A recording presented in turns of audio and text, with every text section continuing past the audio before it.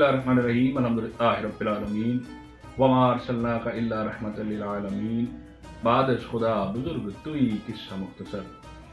नदर मोहतरम, आज हम जिस हस्ती का जिक्र करने जा रहे हैं और उनका जिक्र करने से पहले अगर अभी तक आपने हमारे चैनल फ़िक्र सुकून को सब्सक्राइब नहीं किया है तो ज़रूर इसको सब्सक्राइब कर लें। और इसकी गुफ्तगू से पहले यकीनन आपने हमारी पहली वीडियो शान मौला अली रज़ी अल्लाह ताला अन्हो पे ज़रूर सुनी होगी। इंशाल्लाह उसी की एक वाक़या नशिस्त हम आपकी समातों की नज़र करते हैं। नाज़रीन, मौला अली करमुल्लाह वजुल करीम की शान अक़दस और आपका जो मर्तबा और मकाम था वो इससे बढ़कर क्या होगा कि आप नबी करीम रऊफ़ रहीम सल्लल्लाहु अलैहि वसल्लम के बाई करार पाए थे। सरकार एक दिन बैठे हुए हैं, मौला अली करमुल्लाह वजुल करीम आते हैं, नबी करीम रऊफ़ रहीम सल्लल्लाहु अलैहि वसल्लम उठते हैं और आपकी आंखों के दरमियान बोसा लेते हैं। बोसा लेने के बाद आपके चचा हज़रत इब्न अब्बास रज़ी अल्लाह ताला अन्हु हुज़ूर नबी करीम रऊफ़ रहीम सल्लल्लाहु अलैहि वसल्लम से पूछते हैं कि या रसूल अल्लाह, आपको अली से कितना प्यार है, क्या अली आपका दोस्त है? सरकार फरमाते हैं कि मुझे शायद ही दुनिया और कायनात में कोई शख्स ऐसा होगा जो मुझसे ज़्यादा बढ़कर अली को मोहब्बत करता होगा। ये मोहब्बत थी, मोहब्बत मुस्तफ़ा सल्लल्लाहु अलैहि वसल्लम थी। इसीलिए जब भी जिस जगह भी खुद सरकार मुश्किल महसूस करते, मौला मुश्किल कुशा मौला अली सरकार को फरमाते कि ए अली तुम आ जाओ। ये मकाम और मर्तबा था। जंग हो और कोई भी मसला हो, किसी भी तरह का हो, मौला अली को हर मसले में याद रखा जाता, उनको अपने साथ लिया जाता। नाज़रीन मोहतरम, बात इतनी सी है कि जब कोफा में हज़रत अली रज़ी अल्लाह ताला अन्हु मिंबर रसूल सल्लल्लाहु अलैहि वसल्लम पर खड़े हैं, एक तरफ सैयदना इमाम हसन रज़ी अल्लाह ताला अन्हु हैं और एक तरफ सैयदना इमाम हुसैन रज़ी अल्लाह ताला अन्हु खड़े हैं। मौला अली सरकार फरमाते हैं कि इमाम हसन, इस माह रमज़ान के कितने दिन गुजर चुके हैं? अर्ज़ की बाबा जान 13 दिन गुजर चुके हैं। मौला हुसैन से फरमाया कि हुसैन कितने दिन बाकी रह गए हैं? फरमाया बाबा जान 17 दिन बाकी रह गए हैं। मौला अली करमुल्लाह वजुल करीम जब उनको बता रहे थे, फिर अपनी दाढ़ी मुबारक को पकड़ते हैं और फरमाते हैं कि ये वही महीना है कि जिस महीने मेरी दाढ़ी को मेरे सर का खून लगने वाला है और मुझे यकीन है, महसूस होता है कि इस माह मैं शहीद कर दिया जाऊंगा। और खूब ज़ारो कितार रोने लगते हैं, तमाम मजलिस रोने लगती है, जब आओ बका होने लगती है, तमाम लोग ज़ारो कितार रो रहे हैं और मौला अली फरमाते हैं कि ए रोने वालों, मेरे साथ मिलकर रोने वालों या मुझे रोता महसूस करने वालों, ये मत समझना कि अली मौत से डर गया है। अली मौत से डरता नहीं है, वो तो हमेशा इस बात की आरज़ू रखता था कि मेरी मौत कब आएगी और वल्दा इसी आलम में आए कि मैं शहीद कर दिया जाऊं। अली शहादत की मौत लेने के लिए कब से इंतज़ार कर रहा है कि कब वो वक्त आए, वो लम्हा आए जब मैं अपने रब के यहाँ मकबूल हो जाऊं और मैं अपने रब की रज़ा पर राज़ी हो जाऊं। नाज़रीन मोहतरम, मौला अली करमुल्लाह वजुल करीम की बहादुरी और शुजाअत का ये आलम था कि एक शख्स ने आपको नसीहत फरमाई, एक शख्स ने आपको अर्ज़ की कि ए अमीरुल मुमिनीन, आप कोफा की गलियों में अकेले तन्हा फिरते हैं।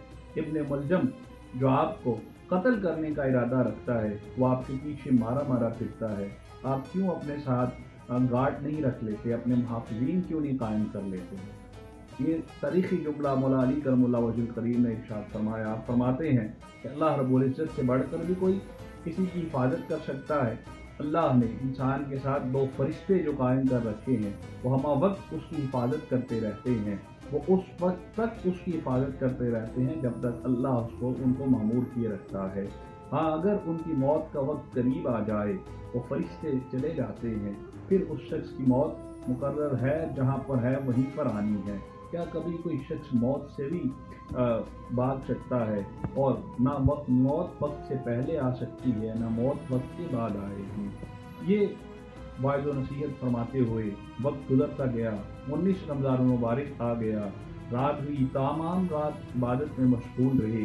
اور بلکہ سوئے ہی نہیں، بار بار صحن میں آتے ہیں، اوپر آسمان پر اپنے رب کو دیکھتے ہیں اور صدق یا رسول اللہ صلی اللہ علیہ وسلم کی صدا لگاتے ہیں، یا رسول اللہ آپ نے سچ کہا تھا کہ میں اس مہینے میں شہید کر دیا جاؤں گا، لیکن سوچتے ہیں کہ یا رب وہ شخص، وہ قاتل جس نے مجھے قتل کرنا ہے، اس کو کیوں روکا جا رہا ہے، وہ کہاں ہے، وہ کیوں مجھ سے ابھی تک دور ہے۔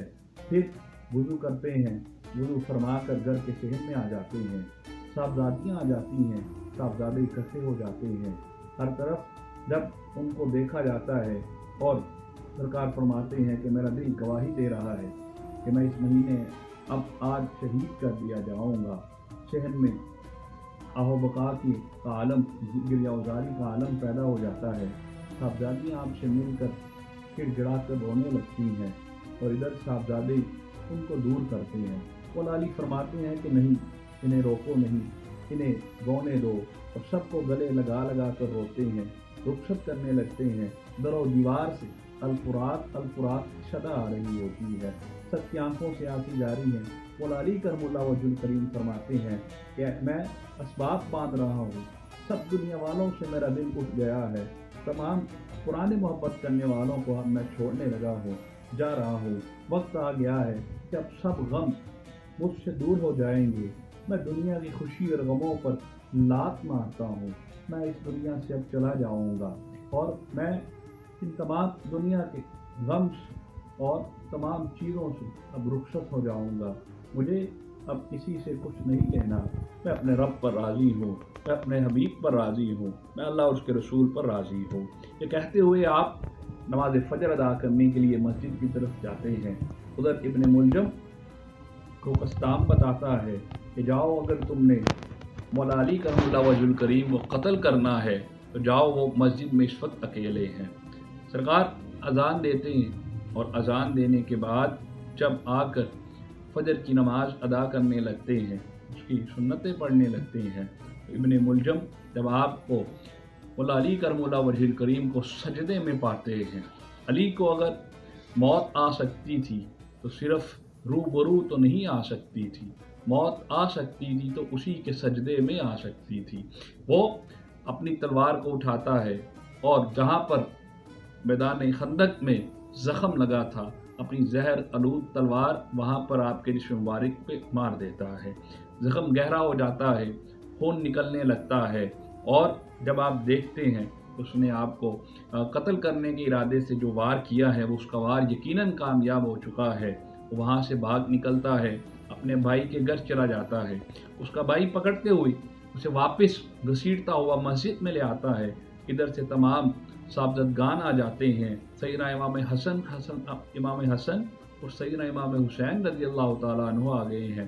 مولا علی کرم اللہ وجہ الکریم فرماتے ہیں کہ تم اس سے کچھ نہیں کہو گے، بلکہ ہوتا یوں ہے، مولا عباس رضی اللہ تعالیٰ عنہ کو فرمایا جاتا ہے کہ جاؤ، گھر سے شربت بنا کر لاؤ اور میرے اس قاتل کو پلاؤ، اور اس کو پینے کے لیے کہتے ہیں، وہ پیتا نہیں ہے اور عرض کرتا ہے کہ مجھے معلوم ہے کہ تم لوگوں نے اس شربت میں زہر کو ملا رکھا ہے۔ مولا علی فرماتے ہیں کہ اے ابن ملجم، اگر آج تم میرے سے پہلے شربت کو پی لیتے تو کل روز محشر میں حوض کوثر پر اور مقام کوثر پر اس وقت تک نہ پیتا جب تک تمہیں نہ پلا لیتا۔